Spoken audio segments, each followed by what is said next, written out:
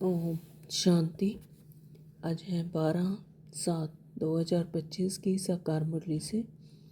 पापा ने इसमें कहा, मीठे बच्चे, हाँ जी पापा, तुम्हें सच्चा सच्चा वैष्णव बनना है। सच्चे वैष्णव भोजन की परहेज के साथ साथ पवित्र भी रहते हैं। सच्चा सच्चा वैष्णव यानी मनसा वाचा कर्मणा भी पवित्र। सिर्फ भोजन की ही परहेज नहीं, लेकिन मन से भी और बोल से भी और कर्म से भी सच्चे सच्चे वैष्णव बनना है। प्रश्न किया बाबा ने, कौन सा अवगुण गुण में परिवर्तन हो जाए तो बेड़ा पार हो सकता है? उत्तर दिया है, सबसे बड़ा अवगुण है मोह। मोह के कारण संबंधियों की याद सताती रहती है। किसी का कोई संबंधी मरता है तो 12 मास तक उसे याद करते रहते हैं। मुंह ढककर रोते रहेंगे, याद आती रहेगी। ऐसे ही अगर बाप की याद सताए तो दिन रात तुम बाप को याद करो तो तुम्हारा बेड़ा पार हो जाएगा। जैसे लौकिक संबंधी को याद करते, ऐसे बाप को याद करो तो अहो सौभाग्य। बाबा क्या कह रहे हैं कि अवगुण, सबसे बड़ा अवगुण है मोह, जो कि देह भान में रहने से ही आता है ना। मोह के कारण ही एक दूसरे की याद आती रहती है, संबंधियों की याद आती रहती है, सताती रहती है। किसी का, बाबा कहते हैं कि अगर कोई संबंधी मरता है तो उसे ही याद करते रहते हैं, रोते रहते हैं। तो लेकिन बाबा कहते हैं कि आत्मा तो अविनाशी है, आत्मा तो मरती नहीं। रोल ख़त्म हो जाता है, देह ख़त्म हो जाती है, ये 5 तत्वों का बना हुआ शरीर ख़त्म हो जाता है, तो उसे ही याद करते रहते हैं और उसके रोल को याद करते रहते हैं। बाबा कहते हैं ऐसे दिन रात तुम अगर बाप को याद करो तो बेड़ा पार हो जाएगा, है ना। तो आत्मा समझ, स्वयं को आत्मा समझ परमात्मा को याद करो तो बेड़ा पार हो जाएगा। जैसे वो रोल कॉन्शियस में फंसे हुए देख भान में संबंधियों को याद करते रहते हैं, अगर ऐसे बाप को याद करो तो अहो सौभाग्य। ओम शांति। ओम शांति। बाबा बाप रोज रोज बच्चों को समझाते हैं कि अपने को आत्मा समझ बाप की याद में बैठो। आज उसमें ऐड करते हैं, सिर्फ बाप नहीं, दूसरा भी समझना है। मुख्य बात ही यह है, परमपिता परमात्मा शिव, उनको गॉड फादर भी कहते हैं, ज्ञान सागर भी हैं। ज्ञान सागर होने के कारण टीचर भी हैं, राजयोग सिखलाते हैं। यह समझाने से समझेंगे कि सत्य बाप इन्हों को पढ़ा रहे हैं।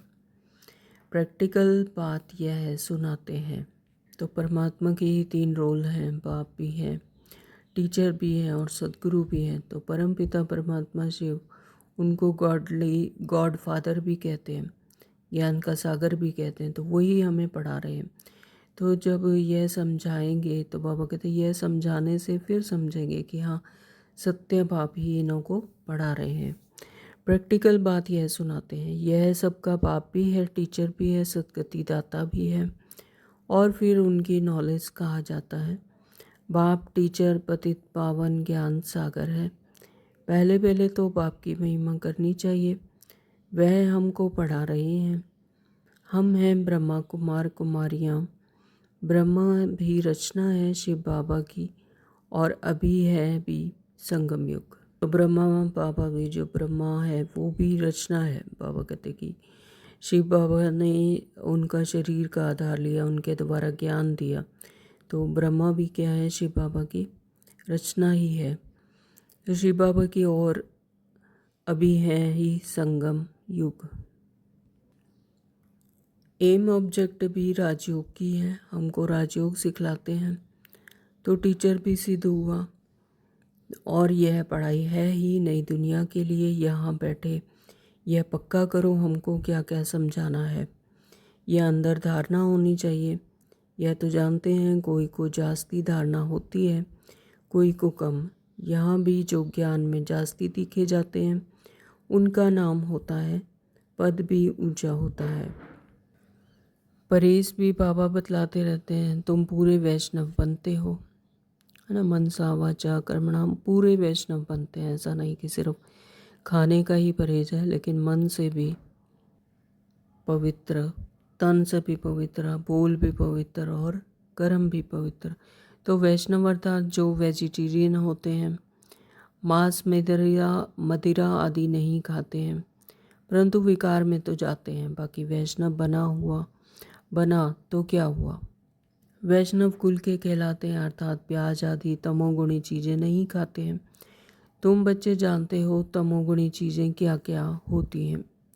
कोई अच्छे मनुष्य भी होते हैं जिसको रिलीजियस माइंडेड या भक्त कहा जाता है, सन्यासी को कहेंगे पवित्र आत्मा, और जो दान आदि करते हैं उनको कहेंगे पुण्य आत्मा। जो सन्यासी आदि हैं, बाबा कहते हैं कि उन्हें भी पवित्र आत्मा कहा जाता है, क्योंकि वो भी इस ग्रस्त जीवन से अलग रहकर यानी मन बुद्धि से पवित्र रहते हैं।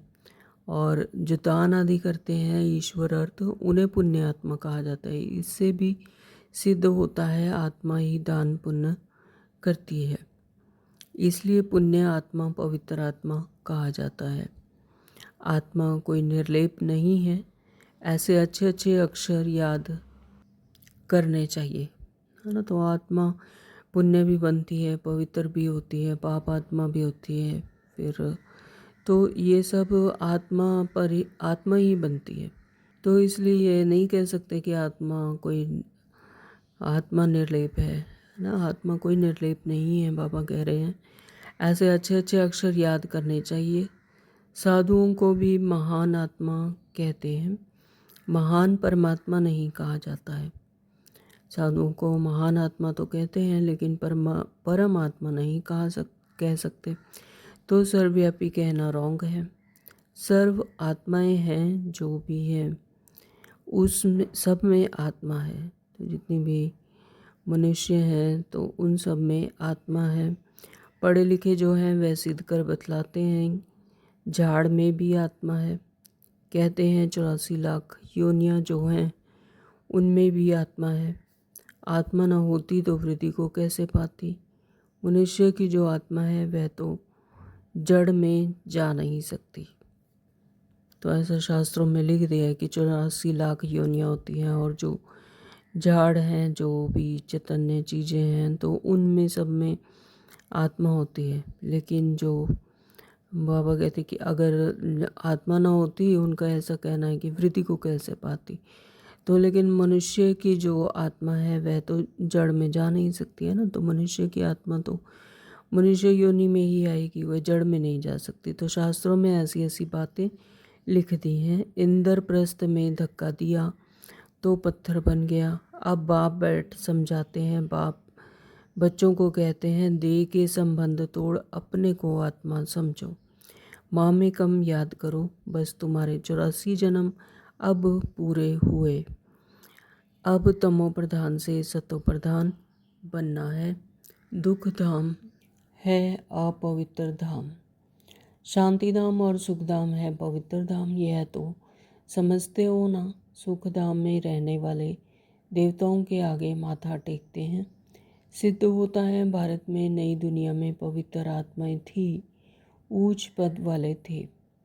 तो सिद्ध होता है कि भारत में जब सतयुग था तो पवित्र आत्माएं थी, क्योंकि आत्माएं अपनी सतो प्रधानता में थी, पवित्र थी। इसीलिए ही दुनिया भी पवित्र और सतो प्रधान थी, ऊंच पद वाले थे। अभी तो गाते हैं मुझ निर्गुण हारे में कोई गुण नहीं ना। तो अभी मनुष्य को स्वयं ही जानते हैं कि मुझ निर्गुण हारे में कोई गुण नहीं, कि मुझ में कोई गुण नहीं, ये जानते हैं भी ऐसे और ऐसे ही हैं, कोई गुण नहीं है। मनुष्यों में मोह भी बहुत होता है। तो मोह क्या है? मोह को भी परमात्मा ने विकार ही कहा है। तो मनुष्यों में मोह भी बहुत होता है। मरे हुए को भी याद करते रहते हैं। बुद्धि में आता है यह मेरे बच्चे हैं, ये मेरे फलाना है, ये मेरे फलाना है। तो ऐसे मुंह ढक कर बाबा कहते कि अगर रोते रहते हैं तो ऐसे अगर मुंह ढक कर अगर तुम बाप को याद करो तो दिन रात तो बेड़ा ही पार हो जाए, है ना। तो बाबा कहते हैं ऐसे स्थूल दुनिया में जैसे शरीर को याद करते रहते हैं, क्योंकि आत्मा तो अविनाशी है, आत्मा तो मरती नहीं, लेकिन जो शरीर है, रोल है, देह भान में वो याद आते रहते हैं। तो ऐसे अगर बाप को याद करो तो बेड़ा ही पार हो जाए। बाप कहते हैं जैसे पति को तुम याद करती रहती हो, ऐसे मेरे को याद करो तो तुम्हारे विक्रम विनाश हो जाए। बाप युक्तियाँ बतलाते हैं, ऐसे ऐसे करो। पतियों का पति भी है, परमात्मा क्या है, पति का भी पति है।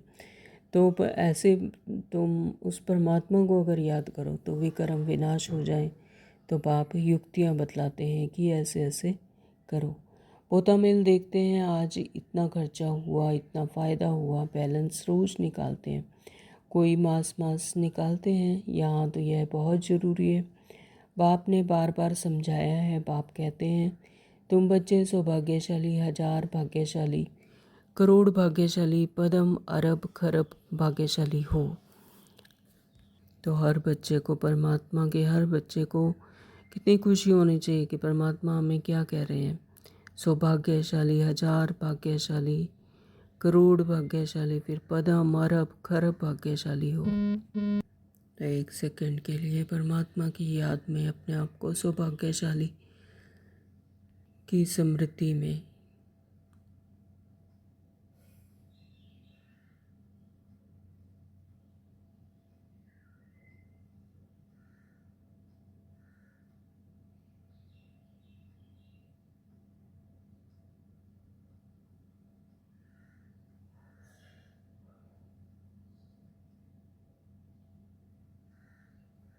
ओम शांति।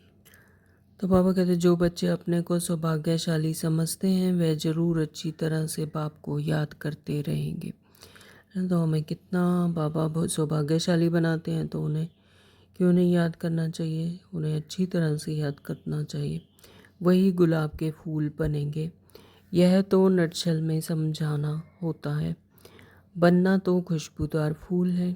खुशबूदार यानी दैवीय गुणों को भरना है, दैवीय गुण धारण करने हैं, परमात्मा को याद रख करना है, और मनसा वाचा कर्मणा पवित्र रहना है, वैष्णव सच्चा सच्चा वैष्णव बनना है। मुख्य है याद की बात। सन्यासियों ने योग अक्षर कह दिया है। लौकिक बाप ऐसे नहीं कहेंगे कि मुझे याद करो, या पूछें कि मुझे याद करते हो।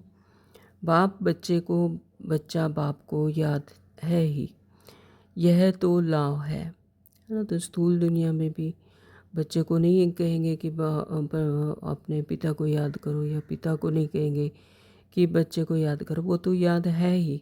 तो यह लॉ है। तो यहाँ पूछना पड़ता है क्योंकि माया बुला देती है, लेकिन परमपिता परमात्मा को, जो कि आत्मा भूल चुकी है अपने सत्य पिता को, तो फिर उन्हें यह पूछना पड़ता है कि क्योंकि माया बुला देती है, देहभान में आ जाते हैं।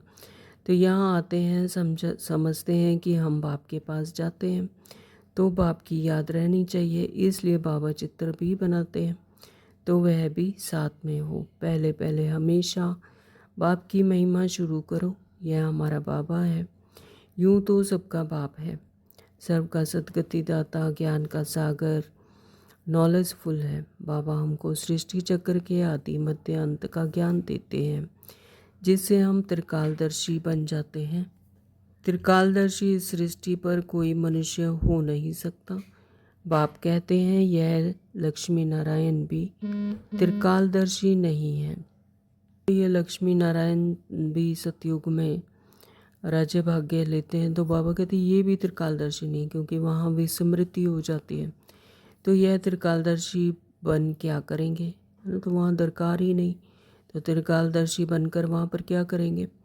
तुम बनते हो और बनाते हो। तो यहाँ पर संगम युग पर हम ब्राह्मण बच्चे ही त्रिकालदर्शी बनते हैं, औरों को भी बनाते हैं। तो इन लक्ष्मी नारायण में ज्ञान होता तो परंपरा चलता है ना। अगर लक्ष्मी नारायण में, वहाँ पर सतयुग में अगर ये ऐसा नूंद होता ड्रामा में कि ज्ञान होता, तो फिर ये परंपरा चली आती, मतलब भूलते ही नहीं, फिर तो याद ही रहना था सब कुछ।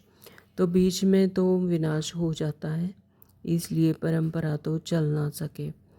तो बच्चों को इस पढ़ाई का अच्छी रीति सिमरन करना है, तुम्हारी भी ऊंचते ऊंच पढ़ाई संगम पर ही होती है।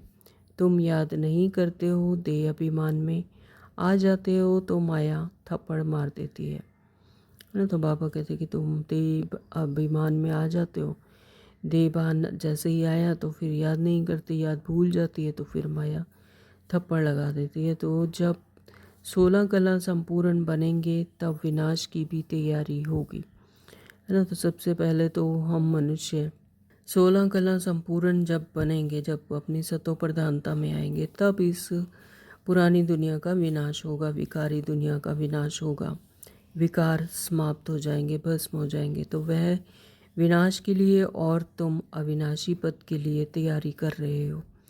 कौरव और पांडवों की लड़ाई हुई नहीं, कौरवों और यादवों की लगती है ना। कौरव और पांडवों की लड़ाई नहीं होती, लेकिन यादवों की होती है, कौरवों और यादवों की होती है। तो पांडव तो अपनी अविनाशी पद पाने के लिए तैयारी कर रहे हैं, लेकिन कौरव और यादवों की लड़ाई लगती है। तो ड्रामानुसार पाकिस्तान भी हो गया, वह भी शुरू तब हुआ जब तुम्हारा जन्म हुआ। अब बाप आए हैं तो सब प्रैक्टिकल होना चाहिए ना। यहाँ के लिए ही कहते हैं रक्त की नदियाँ बहती हैं, तब फिर घी की नदी बहेगी। यानी विकारों की दुनिया खत्म होगी, सतयुग आएगा, सुख की दुनिया आएगी। तो आप भी देखो लड़ते रहते हैं, फलाना शहर दो नहीं तो लड़ाई करेंगे। यहाँ के पास ना करो, यह हमारा रास्ता है, यहाँ से पास ना करो, यह हमारा रास्ता है। शहरों के लिए और ज़मीन के लिए ही बाबा कहते लड़ते रहते हैं कि ये फलाना शहर हमें दो, नहीं तो फिर लड़ाई करते हैं। और यहाँ से पास ना हो, यह रास्ता हमारा है। तो अब वह क्या करें, स्टीमर कैसे जाएंगे, फिर राय देते हैं, करते हैं। ज़रूर राय पूछते होंगे, मदद की उम्मीद मिली होगी, वह आपस में ही ख़त्म कर देंगे।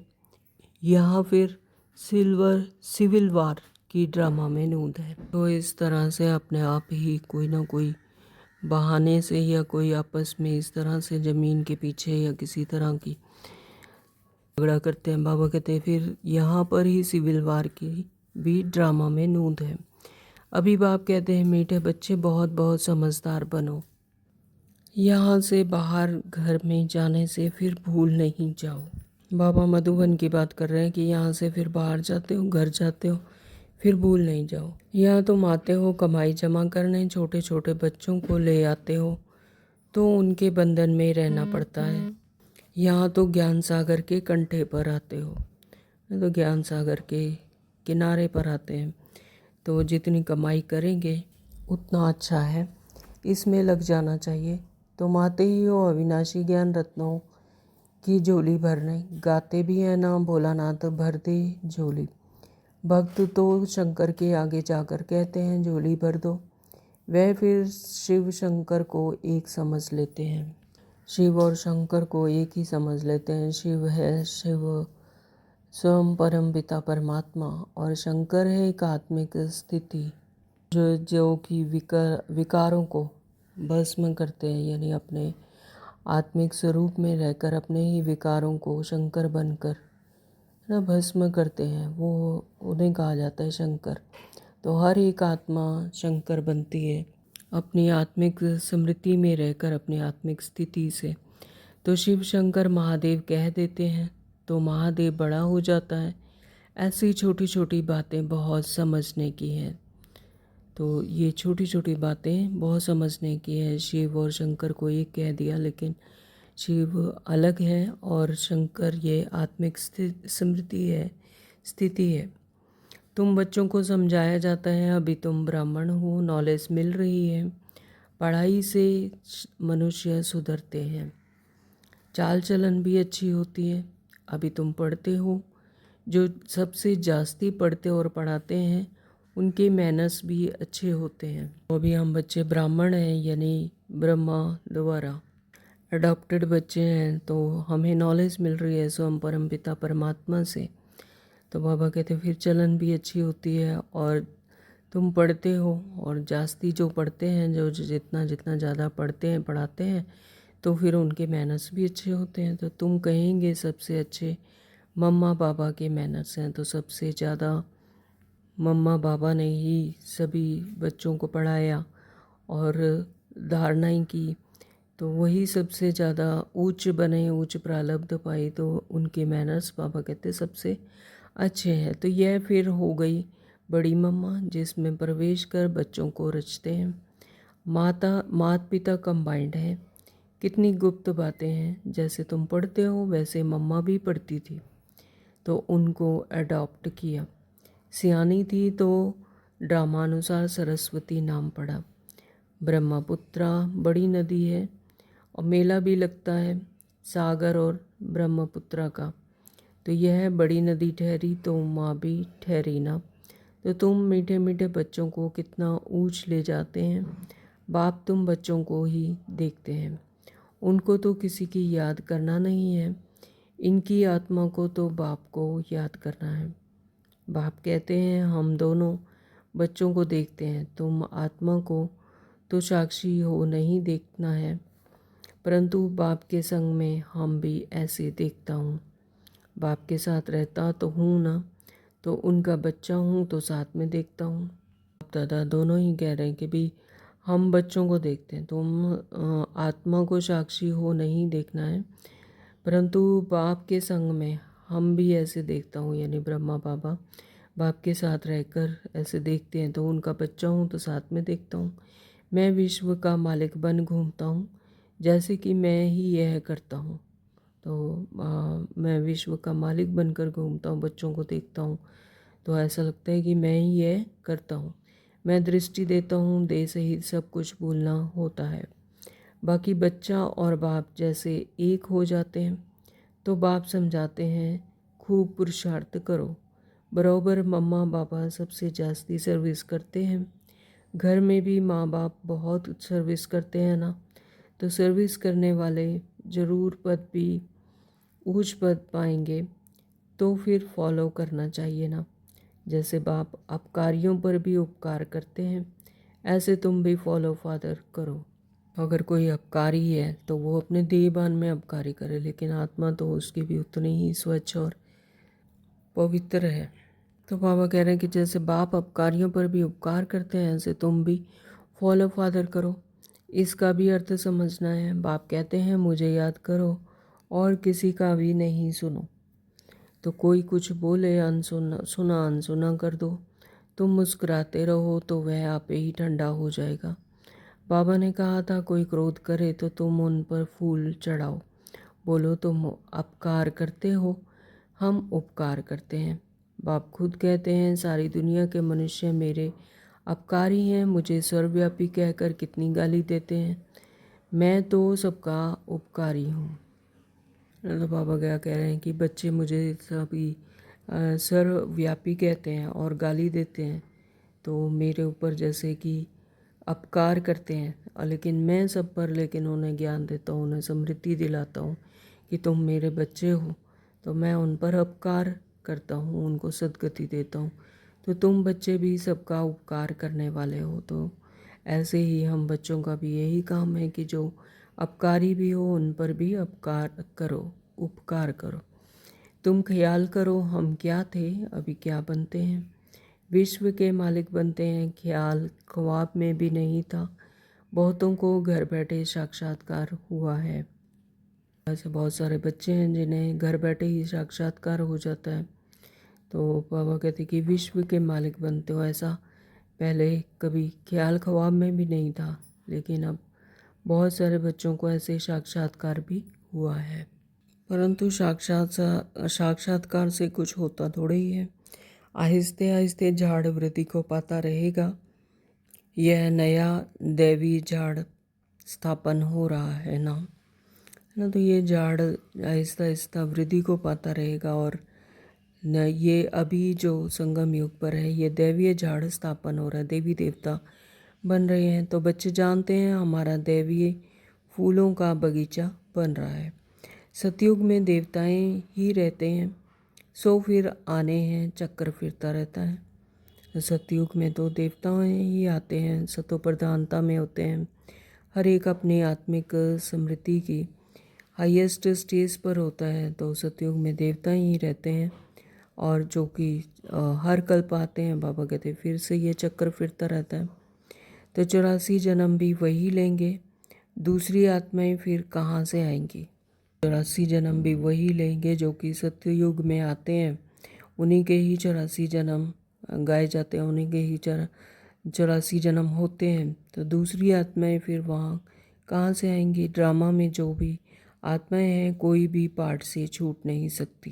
तो कोई भी आत्मा है अपनी पार्ट से छूट नहीं सकती, उसे आना ही होता है इस चक्र में। तो यह चक्र फिरता ही रहता है। इस तरह से यह चक्र पूरा फिरता ही रहता है। आत्मा इस चक्र से छूट नहीं सकती। ऐसे कई मनुष्य कहते हैं कि हम जीवन मरण से ही छूटना चाहते हैं, चक्र में नहीं आना चाहते, लेकिन परमात्मा क्या कहते हैं कि इस पार्ट से कोई छूट नहीं सकते कोई भी। यह चक्र फिरता ही रहता है, आना ही होता है। आत्मा कभी घटती नहीं, छोटी बड़ी नहीं होती है। तो आत्मा का स्वरूप सभी का एक ही तरह का है। ना तो आत्मा घटती है, ना ही छोटी बड़ी होती है। सभी की आत्मा एक ही तरह का होती है, आत्मिक स्वरूप एक ही है। बाप बैठ मीठे बच्चों को समझाते हैं, कहते हैं बच्चे सुखदाई बनो। तो जैसे परमात्मा सुख करता दुख हरता है, तो हम बच्चे भी परमात्मा के सपूत बच्चे है ना, तो ऐसे ही सुख करता दुख हरता है। तो बाबा कहते हैं कि सभी कहते हैं बच्चे सुखदाई बनो, सभी को सुख दो। माँ कहती है ना आपस में लड़ो झगड़ो नहीं। यहाँ पर किसी आत्मा को किस तरह से सुख देना? जब हम अपने आत्मिक स्मृति में रहकर परमात्मा की याद में रहते हैं, तो ऑटोमेटिकली जो सराउंडिंग आत्माएं होती हैं तो उन्हें भी वही सुख की अनुभूति होती है। बाबा कहते हैं आपस में लड़ो झगड़ो नहीं। बेहद का बाप भी बच्चों को कहते हैं याद की यात्रा बहुत सहज है। वह यात्रा तो जन्म जन्मांतर करते आए हो, फिर भी सीढ़ी उतरते नीचे उतरते पाप आत्मा बनते जाते हो। तो इस जो दुनियावी तीर्थ यात्राएं हैं, तो बाबा कहते हैं आपने बहुत की हैं, जन्म जन्मांतर की है, करते आए हो, 63 जन्मों से करते हो, लेकिन फिर भी सीढ़ी नीचे ही उतरते आए, पाप आत्मा बनते जाते हैं, विकारों में ही फंसते गए, देहभान में फंसते रहे। लेकिन परमात्मा हमें संगम युग पर याद दिलाते हैं कि याद की यात्रा बहुत सहज है। तो जितनी याद की यात्रा में रहेंगे उतना ही सुख पाएंगे। बाप कहते हैं यह है रूहानी यात्रा, तुमको इस मृत्यु लोक में लौटना नहीं है। मृत्यु लोक में लौटना नहीं है यानी सतयुग में जाना है। अपनी आत्मिक स्मृति सतयुगी सतो प्रधान बनाकर सतयुग में आना है। तो उस यात्रा से तो लौट कर आते हैं तो फिर वैसे के वैसे बन जाते हैं। तो ये स्थूल दुनिया की यात्रा जो है उसमें अगर यात्रा करके आए तो लेकिन फिर भी वैसे के वैसे ही बने रहते हैं, वैसे ही वैसे रहते हैं। तो तुम तो जानते हो हम स्वर्ग में जाते हैं, लेकिन इस रूहानी याद से याद की यात्रा से हम स्वर्ग में जाते हैं। स्वर्ग था फिर होगा, तो ये कल्प कल्प की बाजी है। पहले भी स्वर्ग था फिर अब जाएंगे। तो बाबा कहते हैं कि फिर होगा। तो यह चक्कर फिरना है। दुनिया एक ही है, बाकी स्टार्स आदि में कोई दुनिया है नहीं। ऊपर जाकर देखने के लिए कितना माथा मारते रहते हैं। तो साइंटिस्ट हैं ऊपर स्टार्स में दुनिया ढूंढते हैं, तो वहाँ कोई दुनिया नहीं है, दुनिया तो एक ही है। तो बाकी स्टार्स आदि में बाबा कहते कोई दुनिया है नहीं। ऊपर जाकर देखने के लिए कितना माथा मारते रहते हैं। माथा मारते मारते मौत सामने आ जाएगा। यह सब है साइंस। ऊपर जाएंगे फिर क्या होगा? मौत तो सामने खड़ा है। तो वहाँ तो जीवन नहीं है, वहाँ तो कोई दुनिया नहीं है, तो वहाँ पर तो मौत है ही। तो बाबा कहते हैं कि वहाँ तो मौत सामने खड़ा है। एक तरफ ऊपर जाकर खोज करते हैं, दूसरी तरफ मौत के लिए बॉम्ब्स बना रहे हैं। कितनी अचंभे की बात है कि एक तरफ तो वहाँ जाकर खोज करते हैं कि यहाँ पर दुनिया हो सकती है, यहाँ पर भी रह सकते हैं, लेकिन दूसरी तरफ फिर मौत के लिए इस दुनिया में जहाँ पर रह रहे हैं इसी दुनिया को फिर कितना गंदा बना देते हैं, बॉम्ब्स बनाकर बना रहे हैं, है ना, इस दुनिया को तबाह कर देते हैं। तो मनुष्यों की बुद्धि देखो कैसी है, समझते भी हैं कोई प्रेरक है, खुद कहते हैं वर्ल्ड वार जरूर होनी है। यह वही महाभारत लड़ाई है। अब तुम बच्चे भी जितना पुरुषार्थ करेंगे उतना ही कल्याण करेंगे। खुदा के बच्चे तो हो ही, भगवान अपना बच्चा बनाते हैं तो तुम भगवान भगवती बन जाते हो। तो जब स्वयं परम पिता परमात्मा भगवान हमें अपना बच्चा बनाते हैं तो जैसा पिता वैसा बच्चा होगा। तो बाबा कहते हैं कि तुम फिर भगवान और भगवती बन जाते हो। तो जो भगवान का कर्तव्य है वो हम बच्चों का कर्तव्य है, तो फिर बाबा कहते तुम ही भगवान भगवती बन जाते हो। तो लक्ष्मी नारायण को गॉड गॉडेस कहते हैं ना, तो लक्ष्मी नारायण भी क्या है, परमात्मा की रचना है। तो फिर उन्हें गॉड गॉडेस कहते हैं ना, तो उनसे सुख मिलता है, तो उन्हें भी गॉड गॉडेस कहते हैं। तो कृष्ण को गॉड मानते हैं, राधे को इतना नहीं। इस स्थूल दुनिया में कृष्ण को गॉड मानते हैं, कृष्ण की महिमा है, लेकिन राधे को इतना नहीं। सरस्वती का नाम है, राधे का नाम नहीं है। कलश फिर लक्ष्मी को दिखाते हैं, है ही एक आत्मा, लेकिन फिर भी लक्ष्मी को कलश दिखाते हैं। बाबा कहते राधे का नाम नहीं है, तो यह भी भूल कर दी है। सरस्वती के भी अनेक नाम रख दिए हैं। बाबा कहते वह तो तुम ही हो। देवियों की भी पूजा होती है तो आत्माओं की भी पूजा होती है। बाप बच्चों को हर बात समझाते रहते हैं, तो परमात्मा पिता हमें यह बातें रोज मुरली के द्वारा समझाते रहते हैं। अच्छा, मीठे मीठे सिखलते बच्चों प्रति माता पिता बाप दादा का याद प्यार और गुड मॉर्निंग। रूहानी बाप की रूहानी बच्चों को नमस्ते। रूहानी बच्चों की रूहानी माता पिता बाप दादा को याद प्यार गुड मॉर्निंग, नमस्ते जी, नमस्ते जी, नमस्ते जी। शुक्रिया बाबा, आपका बहुत बहुत शुक्रिया। धारणा के लिए मुख्य सार में बाबा ने कहा, नंबर 1, जैसे बाप अपकारी पर भी उपकार करते हैं ऐसे फॉलो फादर करना है। कोई कुछ बोले तो सुना अनसुना कर देना है। तो हम कौन है, वैरागी है, इस दुनिया से ही वैराग है। तो बाबा कहते, कल भी बाबा ने कहा देखते हुए भी नहीं देखो, तो इसी तरह से सुनते हुए भी अनसुना कर दो। तो जैसे परमात्मा पिता अपकारियों पर भी उपकार करते हैं, तो इसी तरह से हमें भी अपकारियों पर उपकार करना है। तो ऐसे फॉलो फादर करना है, मुस्कुराते रहना है, एक बाप से ही सुनना है। नंबर 2, बाबा ने कहा सुखदाई बन सबको सुख देना है, आपस में लड़ना झगड़ना नहीं है। तो जैसे मेरे पिता परमात्मा सुख करता दुख हरता है, सुखदाई बन फिर सबको सुख देते हैं, तो इसी तरह से हमें भी सभी को सुखदाई बनकर सबको सुख देना है। आपस में लड़ना झगड़ना नहीं है, समझदार बन अपनी झोली अविनाशी ज्ञान रत्नों से भरपूर करनी है। बाबा हमें अविनाशी ज्ञान रत्न रोज देते हैं, इनसे अपनी झोली बाबा कहते हैं कि भरपूर करनी है, यानी ज्ञान रत्नों को धारण करना है। वरदान दिया है सागर के तले में जाकर अनुभवी रूपी, वरदान है सागर के तले में जाकर अनुभवी रूपी रतन प्राप्त करने वाले सदा समर्थ आत्मा भव। एक होता है लहरों में रहना, एक होता है सागर के तले में जाकर अनुभवी बनना। बाबा का ज्ञान भी इसी तरह से है। ज्ञान को जब हम सिर्फ धारण करते हैं, सुनते हैं, तो वो हो गया सागर के लहरों से खेलना।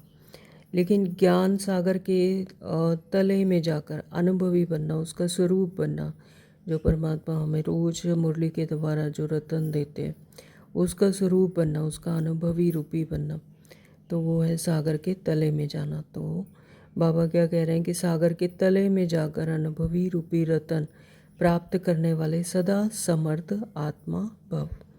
समर्थ आत्मा बनने के लिए योग की हर विशेषता का, हर शक्ति का और हर एक ज्ञान की मुख्य पॉइंट का अभ्यास करो, यानी प्रैक्टिकली उसे यूज़ करो। तो अभ्यासी लगन में मगन रहने वाली आत्मा के सामने किसी भी प्रकार का विघ्न ठहर नहीं सकता। तो जो अभ्यासी हैं, लगन में मगन रहते हैं, तो उन आत्माओं के सामने किसी भी प्रकार का विघ्न कभी भी ठहर नहीं सकता। इसलिए अभ्यास की प्रयोगशाला में बैठ जाओ।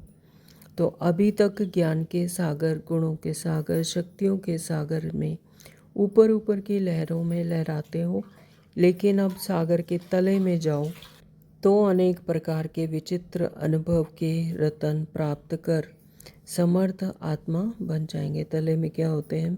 रतन प्राप्त होते हैं। तो बाबा कहते हैं सागर के तले में चले जाओ। तो जो ज्ञान रतन है उनके सागर के तले में चले जाओ, यानी अनुभवी बनो, स्वरूप बनो, तो विचित्र अनुभव के रतन प्राप्त कर समर्थ आत्मा बन जाएंगे। अशुद्धि ही विकार रूपी भूतों का आह्वान करती है, इसलिए संकल्पों से भी शुद्ध बनो। तो विकार कहाँ से आते हैं? संकल्पों से, है ना। तो अगर संकल्प शुद्ध हैं, शुद्ध विचार होंगे, दैवीय गुण होंगे, लेकिन अशुद्धि है, अगर अशुद्ध संकल्प है तो फिर अशुद्धि ही विकार रूपी भूतों का आह्वान करती है। तो विकार आ जाते हैं, अशुद्ध संकल्पों से ही विकार आते हैं, विकार रूपी भूतों का आह्वान करती है। इसलिए संकल्पों में भी शुद्ध बनो। तो इसलिए हमारे हर एक संकल्प शुद्ध और श्रेष्ठ होने चाहिए। ओम शांति। आज के अव्यक्त इशारे हैं। संकल्पों की शक्ति जमा कर श्रेष्ठ सेवा के निमित्त बनो। जैसे ब्रह्मा बाप ने विशेष श्रेष्ठ संकल्प से बच्चों का आह्वान किया, अर्थात रचना रची, तो यह संकल्प की रचना भी कम नहीं है। शास्त्रों में भी लिखा है कि संकल्पों से इस सृष्टि की रचना हुई, तो यह संकल्प की रचना भी कम नहीं है। तो जैसे जैसे संकल्प होंगे वैसे ही सृष्टि बनेगी। तो श्रेष्ठ शक्तिशाली संकल्प ने प्रेर कर भिन्न भिन्न धर्मों के पर्दों से निकाल कर समीप लाया। ऐसे आप बच्चे भी शक्तिशाली श्रेष्ठ संकल्पधारी बनो।